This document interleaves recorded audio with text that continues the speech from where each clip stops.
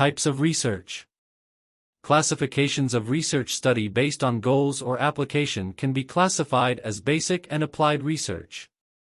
Based on the specific objectives, research can be categorized as descriptive, explanatory, and exploratory. Based on the research approach, it can be classified as qualitative research, quantitative research, and mixed research.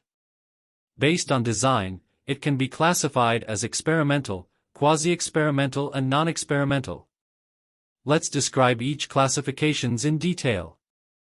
Number 1. Pure or basic research. Pure research is undertaken for the sake of knowledge without any intention to apply it in practice. This is mainly concerned with generalization and with formulation of theory. Pure research is also known as fundamental research. It is not necessarily problem-oriented. It aims at extension of knowledge, lays down the foundation for the applied research that follows, and has little concern for the application of the findings or social usefulness of the findings. It may lead to either discovery of a new theory or refinement of an existing theory. The findings of pure research enrich the storehouse of knowledge that can be drawn upon in the future to formulate significant practical researches. Gathering knowledge for knowledge's sake is termed pure or basic research. Forms of basic research. 1. Discovery. Where a totally new idea or explanation emerges from empirical research which may revolutionize thinking on that particular topic. 2. Invention. Where a new technique or method is created. 3. Reflection. Where an existing theory, technique, or group of ideas is re-examined, possibly in a different organizational or social context. Number 2. Applied research, or action research. It is designed to solve practical problems of the modern world, rather than to acquire knowledge for knowledge's sake. The goal of the applied scientist is to improve the human condition. It is undertaken to solve immediate practical problem, and the goal of adding to the scientific knowledge is secondary. The primary purpose for applied research is discovering, interpreting, and the development of methods and systems for solving practical problems. It is conducted in relation to actual problems and under the conditions in which they are found in practice. It employs methodology that is not as rigorous as that of basic research. There is vast scope for applied research in the fields of technology, management, accounting and finance, economics and other social sciences. It is thus problem-oriented and action-oriented. Number 3. Descriptive research. It sets out to describe and to interpret what is. It looks at individuals, groups, institutions, methods and materials in order to describe, compare, contrast, classify, analyze and interpret the entities and the events that constitute the various fields of inquiry. It aims to describe the state of affairs as it exists. The goal of descriptive research is to describe some aspect of a phenomenon, i.e., the status of a given phenomenon. Descriptive research includes surveys and fact-finding inquiries of different kinds. In social science and business research, we quite often use the term ex post facto research for descriptive research studies. The main characteristic is that the researcher has no control over the variables. Ex post facto studies also include attempts by researchers to discover causes even when they cannot control the variables. The methods of research utilized in this are survey methods of all kinds, including comparative and correlation methods. Number 4. Explanatory research. Explanatory/analytical research aims at establishing the cause and effect relationship between variables. The researcher goes beyond merely describing the characteristics, to analyze and explain why or how something is happening. This type of research attempts to explain, for example, why stressful living results in heart attacks, why a decline in mortality is followed by fertility decline, or how the home environment affects children's level of academic achievement. Number 5. Exploratory research is conducted when there are few or no earlier studies to which references can be made for information. It provides insights into and comprehension of an issue or situation for more rigorous investigation later.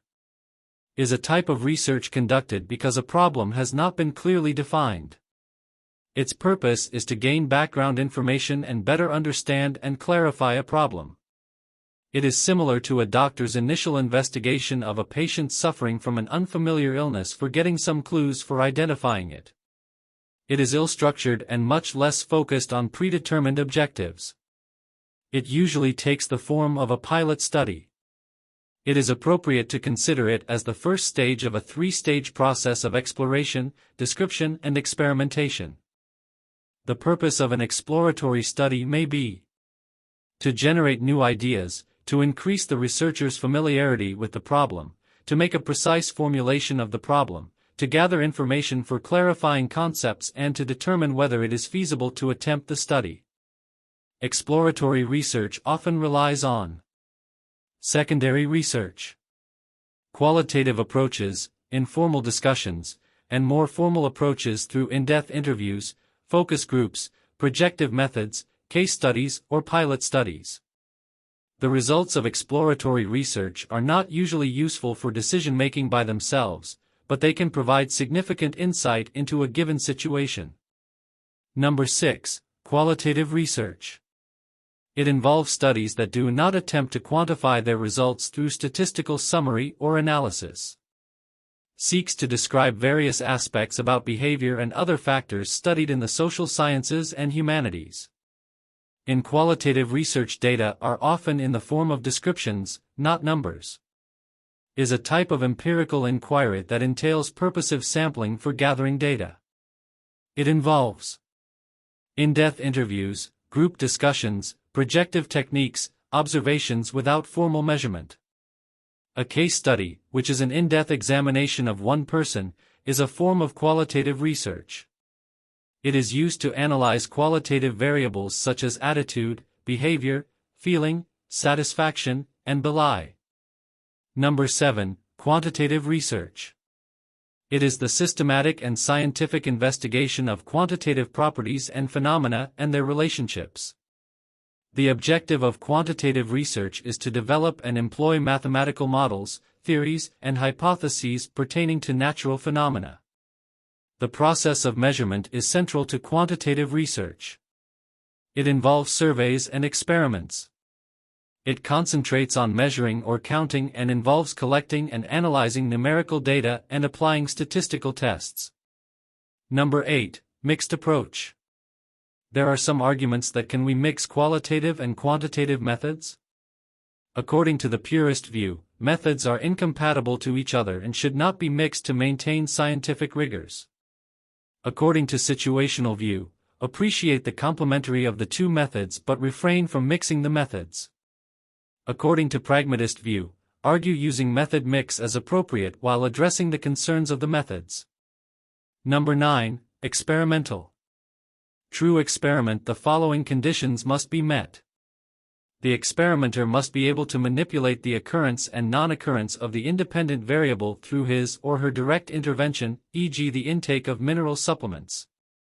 The experimenter must be able to identify and measure any subsequent changes in the dependent variable, e.g. variation in educational achievement.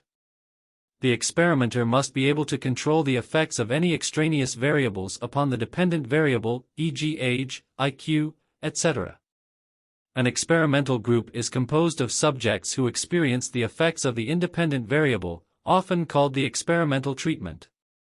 Any changes in the designated dependent variable are then monitored and measured. Number 10. Non-experimental. Non-experimental is research that lacks the manipulation of an independent variable. Rather than manipulating an independent variable, researchers conducting non-experimental research simply measure variables as they naturally occur, in the lab or real world. There are many times in which non-experimental research is preferred, including when the research question or hypothesis relates to a single variable rather than a statistical relationship between two variables.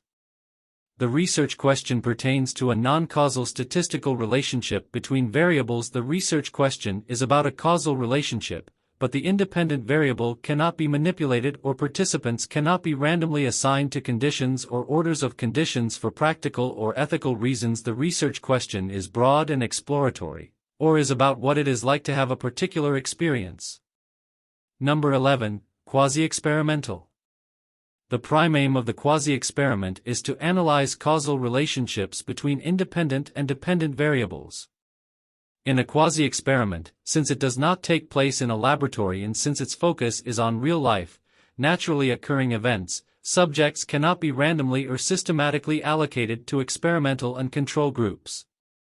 Seems to be a particularly useful approach to research designs aimed at evaluating various types of social policy innovations or reforms.